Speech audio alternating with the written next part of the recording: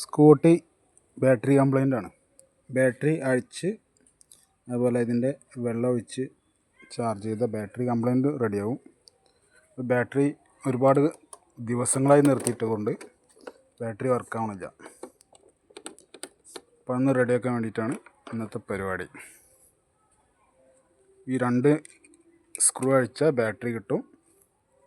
Battery അഴിക്കുക, 12 volt 5 ampere ട്രാൻസ്ഫോമറിൽ connect ചെയ്തിടുക. ഇതിൽ ഈ ഒരു പോഷ അയച്ചാൽ ബാറ്ററിയിൽ ആസിഡ് നിറയ്ക്കുക. ആസിഡ് നിറച്ച് ഉപയോഗിച്ചാൽ ബാറ്ററി കംപ്ലൈൻറ്റ് തീർന്നു കിട്ടും. അധികകാലം ഉപയോഗിക്കാൻ പറ്റില്ല, എന്നാലും അത്യാവശ്യ കാര്യങ്ങൾക്ക് ഉപയോഗിക്കാം. ഓക്കെ, സ്കൂട്ടിയുടെ അഴിച്ച ബാറ്ററിയാണിത്. ഈ ബാറ്ററി ഇതിൻ്റെ മേലത്തെ ഈ ഒരു പാളിൻ്റെ അഴിച്ചെടുത്ത് കഴിഞ്ഞാൽ ഇതിൽ ഒരു 6 ഹോള് കാണാം. ഈ ഹോളിൽ കുറച്ച് ആസിഡ് വാട്ടർ ഒഴിക്കുക. ഏകദേശം ഒരു ഫുള്ളാവാൻ നിൽക്കരുത്. കുറച്ച് ആസിഡ് വാട്ടർ ഒഴിച്ചിട്ട് ഒരു 12 വോൾട്ട് 1 ആമ്പിയർ അല്ലെങ്കിൽ ഒരു 3 ആമ്പിയർ അല്ലെങ്കിൽ ഒരു 5 ആമ്പിയർ കണക്ട് ചെയ്ത് കഴിഞ്ഞാൽ അത്യാവശ്യം കുറച്ച് ബാറ്ററി ചാർജ് ആവും. ബാറ്ററി ചാർജ് ആയി കഴിഞ്ഞാൽ പിന്നെ സ്കൂട്ടിയിൽ വെച്ചാൽ അത്യാവശ്യം ഓടിക്കൊണ്ടിരിക്കുമ്പോൾ തന്നെ ഫുൾ ചാർജ് ആവും. തീരെ ഡൗൺ ആയ ബാറ്ററികൾ ഇങ്ങനെ ചെയ്താൽ അത്യാവശ്യം ബാറ്ററി ചാർജ് ആയി കിട്ടും. ഇനി വേണ്ടത് 1 ബാറ്ററി വാട്ടർ, 2 ഒരു ചെറിയ ഈ ഹോള് തുറന്നിട്ട് സിറിഞ്ച്, ഈ സിറിഞ്ചിൽ ഇതിൽ ഒഴിക്കാൻ പറ്റുള്ളൂ. സിറിഞ്ചില്ലാതെ ഇതിൽ ഒഴിക്കാൻ പറ്റില്ല. അപ്പോൾ ആ സിറിഞ്ച്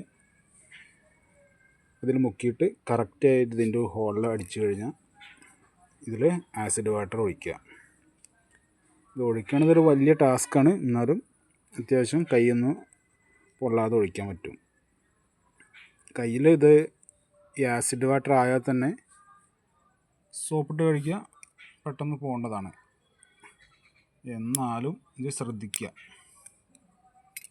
ശ്രദ്ധിച്ചു കഴിഞ്ഞാൽ വലിയ കുഴപ്പമൊന്നും വരില്ല. അപ്പോൾ ഇനി ഇതിൽ കംപ്ലീറ്റ് തുറക്കാനുള്ള ഒരു പരിപാടി നോക്കാം.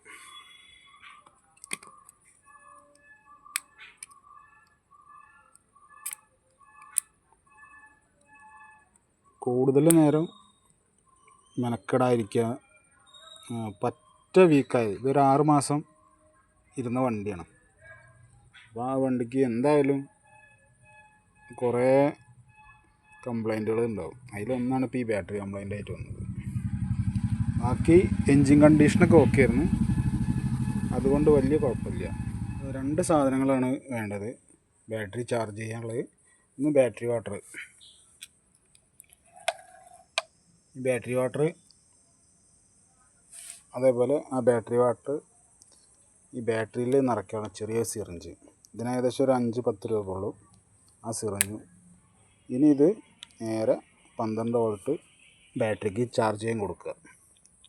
അപ്പോൾ 12 വോൾട്ട് ബാറ്ററിക്ക് ചാർജ് ചെയ്യാനാണ്, ഇനി കണക്ട് ചെയ്യാനാണ് പോകുന്നത്.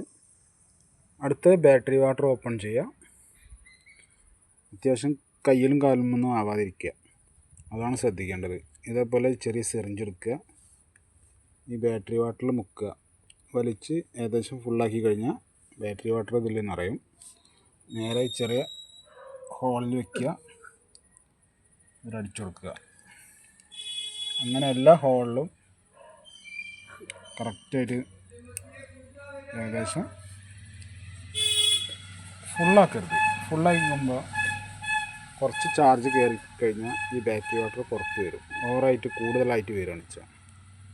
അപ്പോൾ കുറച്ച് ശേഷം അതിൽ ഒഴിച്ച് ഏകദേശം ഒരു പകുതിയായിട്ട് ഒഴിച്ചു കൊടുക്കുക.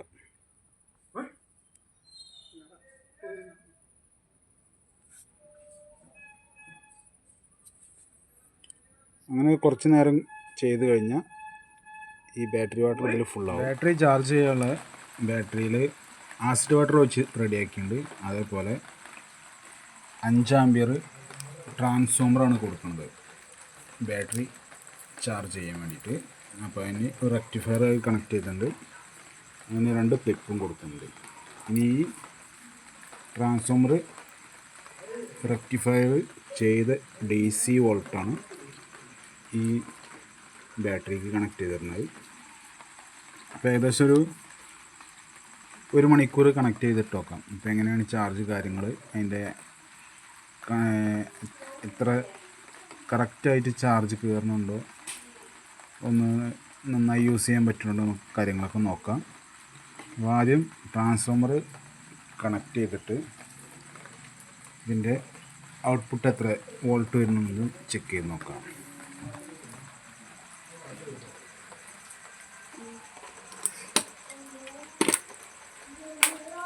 ഇപ്പോൾ സ്വിച്ച് ഓൺ ആക്കിയിട്ടുണ്ട്. ഇനി ഇതിൻ്റെ ഔട്ട് എത്ര വരുന്നുണ്ട് നോക്കാം. 12 വോൾട്ട് 5 ആമ്പിയർ ട്രാൻസ്ഫോമർ. വർക്കിനൊക്കെ വേണ്ടി എടുക്കുന്ന 5 ആമ്പിയർ ട്രാൻസ്ഫോമറാണത്, 12 വോൾട്ട്. അപ്പോൾ അത് കണക്ട് ചെയ്തിട്ടുണ്ട്.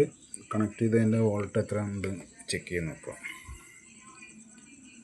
അപ്പോൾ ഏകദേശം ഇതിലൊരു 12 വോൾട്ട്, 12 അല്ല, അതിൽ കൂടുതൽ വോൾട്ട് വരുന്നുണ്ട്. അപ്പോൾ ഇനി ഇതിന് ഏകദേശം 12 വോൾട്ട് ബാറ്ററിയിൽ ആസിഡ് വാട്ടർ ഒഴിച്ചിട്ടുണ്ട്.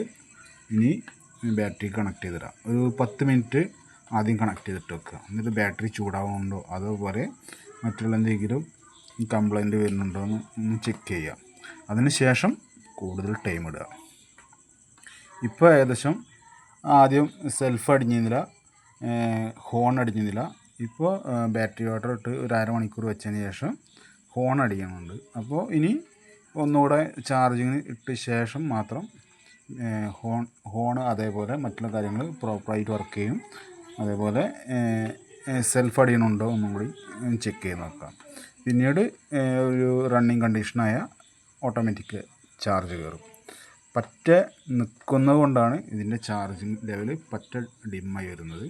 അപ്പോൾ ആദ്യം ഒരു 10 മിനിറ്റ് ചാർജ് ചെയ്യാൻ ഇട്ട് നോക്കാം. ബാറ്ററി ഹീറ്റ് ആവണമുണ്ടോ, അതുപോലെ വെള്ളത്തിന് ഓവർ ചാർജിങ്ങായി തിളച്ച് ഓവർഫ്ലോ വരാൻ സാധ്യതയുള്ളതുകൊണ്ട് മാത്രം. ഓക്കെ, ഇപ്പോൾ 12 വോൾട്ട് 5 ആമ്പിയർ ട്രാൻസ്ഫോമർ റെഡിയാണ്. ഇനി കണക്ട് ചെയ്ത് നോക്കാം. ഇപ്പോൾ 12 വോൾട്ട് 5 ആമ്പിയറിൻ്റെ ട്രാൻസ്ഫോമർ DC 12 വോൾട്ട് ബാറ്ററിയിൽ കണക്ട് ചെയ്തിട്ടുണ്ട്. ഏകദേശം ഒരു 10 മിനിറ്റ് കണക്ട് ചെയ്തിട്ട് ചാർജിങ്ങിൽ ലെവൽ കറക്റ്റ് ആണെങ്കിൽ, അതേപോലെ ബാറ്ററി ചൂടാവണമെങ്കിൽ ഒന്നുകൂടെ ഒരു മണിക്കൂർ 2 മണിക്കൂർ തുടർച്ചയായി ചാർജിങ്ങിനിടാം. അത് കഴിഞ്ഞ് ഏകദേശം വർക്കിംഗ് ഗ്യാരണ്ടിയാണ്, വർക്കിംഗ് പക്ക ക്ലിയർ ആണോ കൂടി ഒന്നുകൂടി നോക്കാം.